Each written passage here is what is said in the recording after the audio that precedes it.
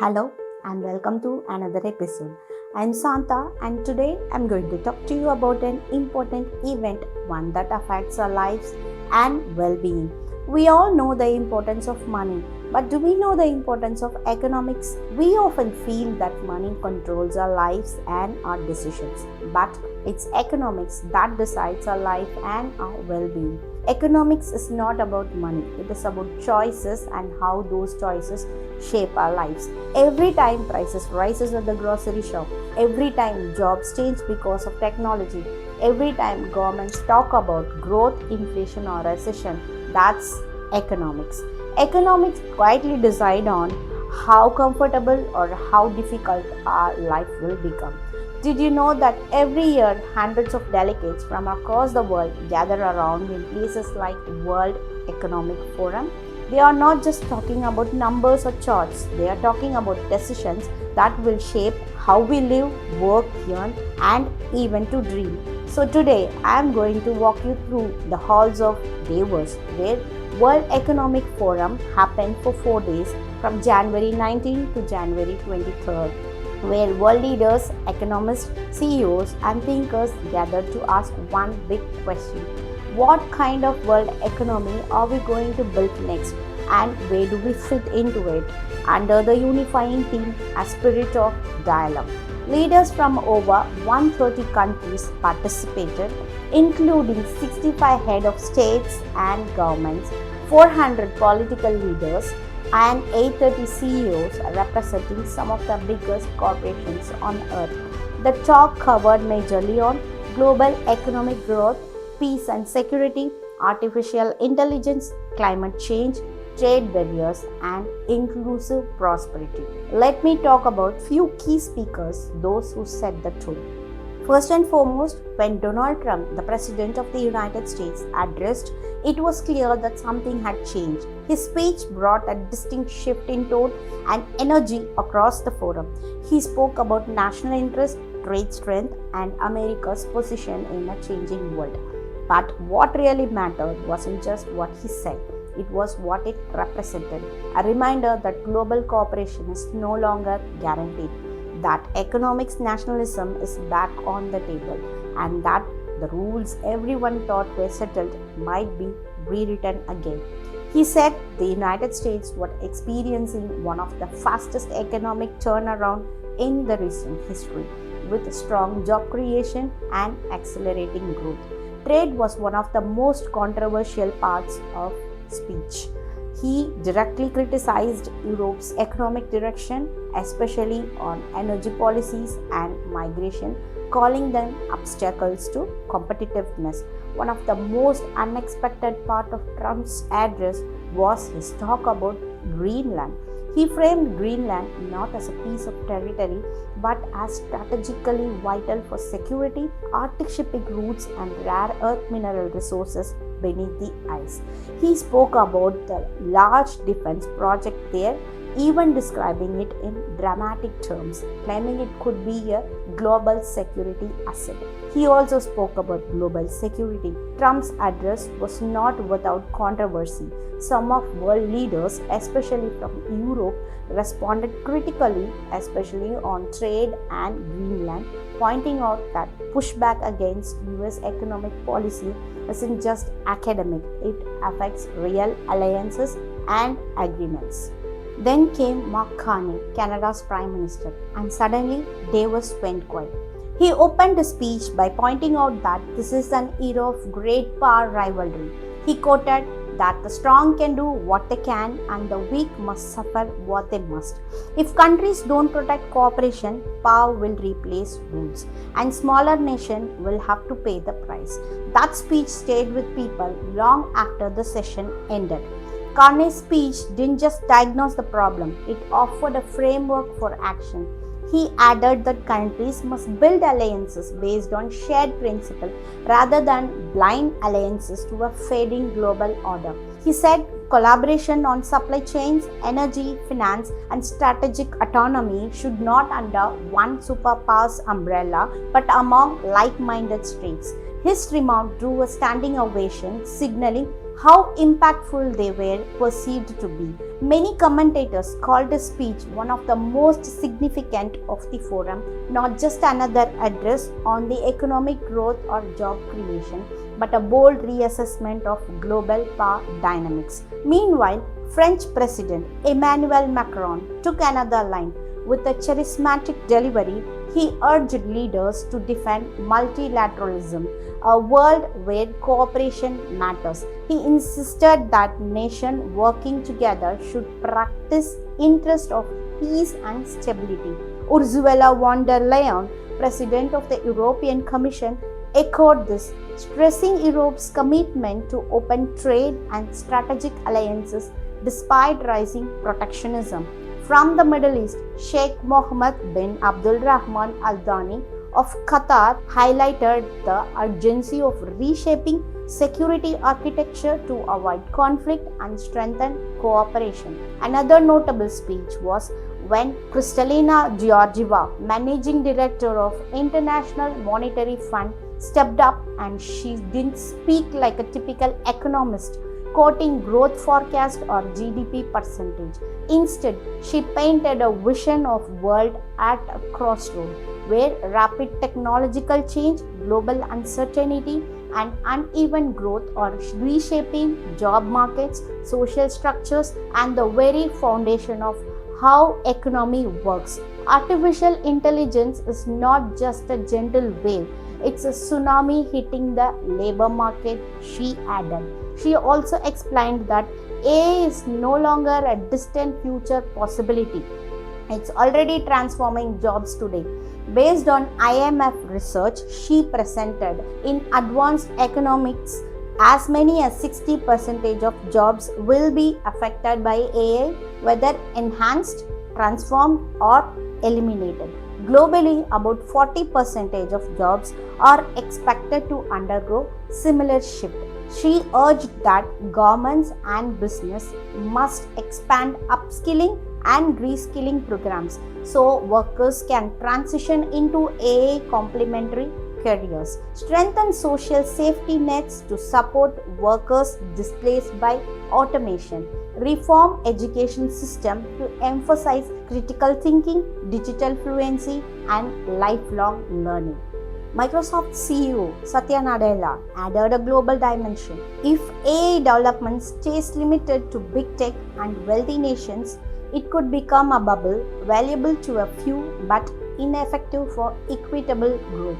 One of the most unexpected but electrifying moments at Davos 2026 was when Elon Musk, a frequent critic of World Economic Forum, appeared on stage for a first time at the event, sitting down for a five-style conversation with Larry Fink, chairman and CEO of BlackRock.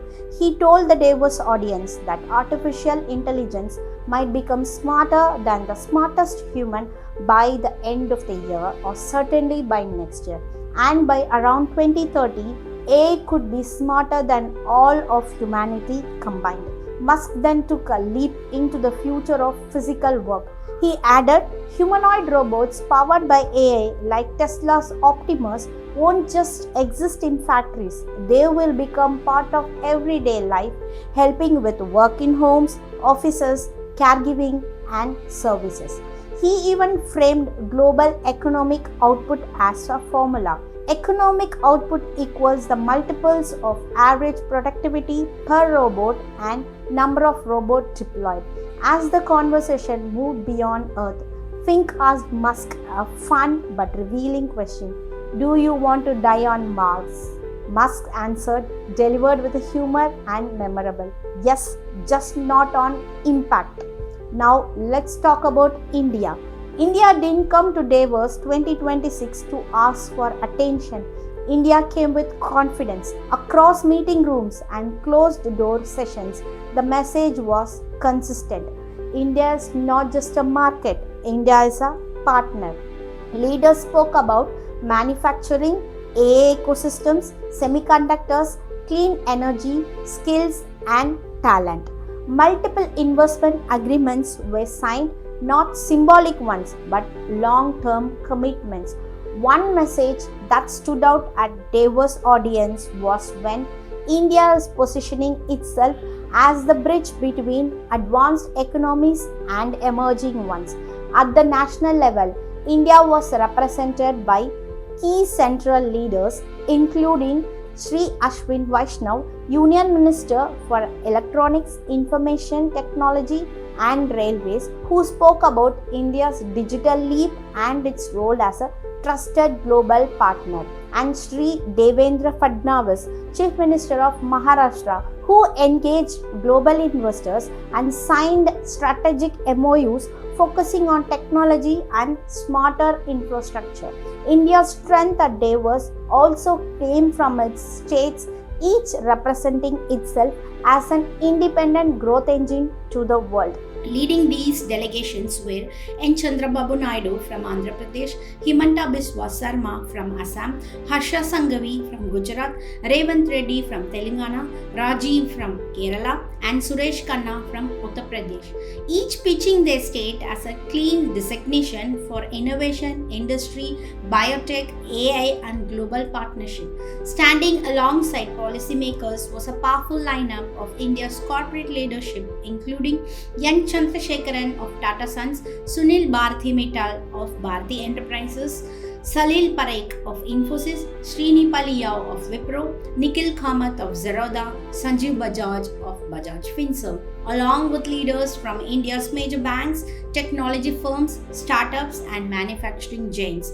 Together, this collective presence sent a clear message to the world. India wasn't just attending Davos, India was shaping the conversation. Among the discussion, one notable question that put forth for India on global stage in front of policymakers, CEOs, and young leaders: can India become the third largest economy in the world? When Sri Ashwin Vaishnav spoke at Davos, his tone was calm, almost matter of fact for him. India becoming the third largest economy wasn't just a bold dream, it was trajectory. He explained that India's growth today is not accidental. It rests on strong pillars. First, public investment. India has invested massively in highways, railways, ports, logistics, and digital infrastructure. They are protective engines. Second, digital public infrastructure. Systems like UPI, Aadhaar, and digital governance platforms have reduced frictions in the economy. Money moves faster, services reach deeper, businesses scale quicker. Third, manufacturing and innovation. Though initiatives like production-linked incentives, India is no longer just importing electronics, it is making them. From mobile phones to semiconductors, the ambition is clear. And finally, simplification. Less red tape, faster approvals, and predictable policies.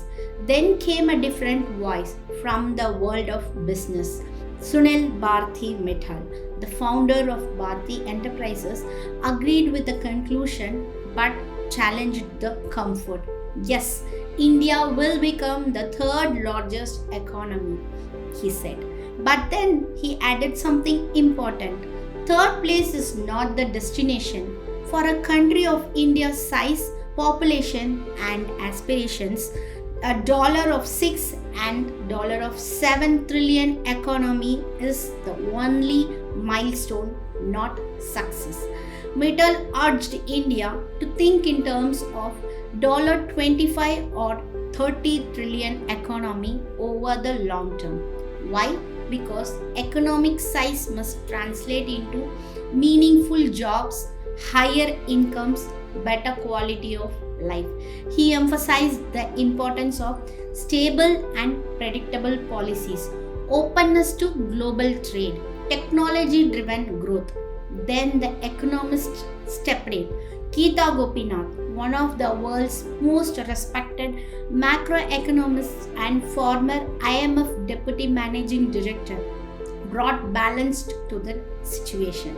She agreed India is on track to become the third largest economy, possibly even before the end of this decade. But she reminded the audience of something crucial. Economic size doesn't automatically mean economic well being. She pointed to challenges that could slow or distort growth if ignored: environmental damage and pollution, structural bottlenecks like land and labor reforms, inequality in income distribution. Her most important point is per capita income matters. An economy can grow large, but if individual incomes doesn't rise meaningfully, the growth feels distant to ordinary citizens. Her perspective grounded the excitement with realism. Growth must be sustainable, inclusive, resilient. Otherwise, the headline fades. Another vital thread to Davos was inclusion. Smriti Irani brought attention to a problem too often overlooked. Nearly 70% of global health data does not represent women, leading to biased AI outcomes and skewed healthcare solutions. She urged that unless we fix representation and gender gaps in data and leadership, innovations will perpetuate inequality. This was not a technical aside, it was a reminder that a better future depends on whose voices are included when building solutions. So, by the time the delegates departed, Davos 2026, several themes remained etched in minds and headlines. The world is not ready to pretend cooperation is simple anymore. Geopolitical competition and protectionism are reshaping trade and alliances. AI is no longer experimental, it is structural, affecting jobs, ethics, law, and identity. Economies were intertwined but fragile, and growth must be inclusive and sustainable. India is not a future story, it is presented partners in shaping global economics, technology, and development. Inclusion matters not just in economics but in science, data, and decision making. And late in the forum, one of the most quoted lines came from Larry Fink, CEO of BlackRock, a reminder for all of us. It is better to be optimist and wrong than not to try at all. So, as you think about politics, technology, jobs, climate, and global cooperation, we have to remember that amid the clash of great powers, people remain at the heart of it all, and resilience is what keeps them standing. That's all happened at World Economic Forum 2026. Thank you for watching.